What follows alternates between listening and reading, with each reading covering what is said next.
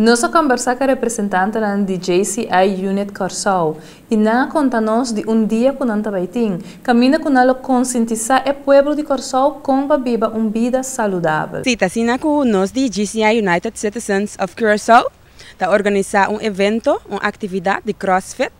Caminha com o povo tem a oportunidade de treinar e ganhar informação sobre nutrição para solamente 5 florins.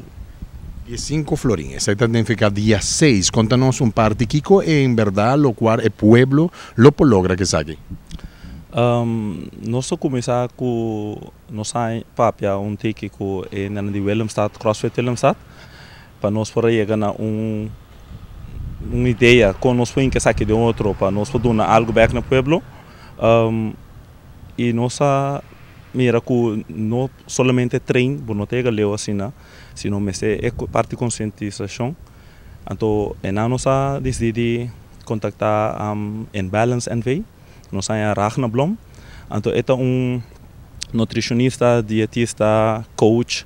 Então, ele dá parte de conscientização de explicar de como é ter boa saúde, comer saúde e como ter balança dentro de Então, a parte disso também nós temos sofros, que também provê desayuno também para nós saudável.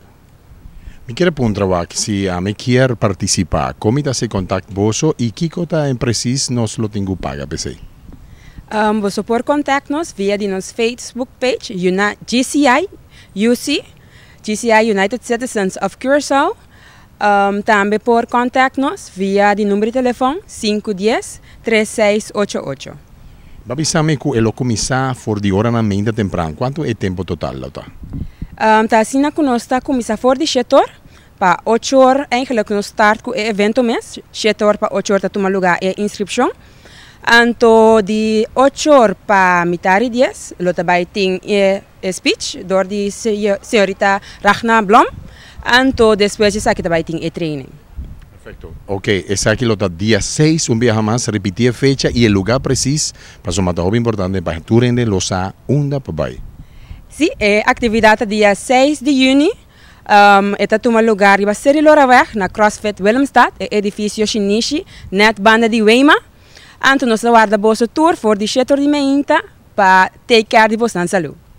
Tem algum número de telefone, pessoa que tem alguma dúvida, com o que pode chamar?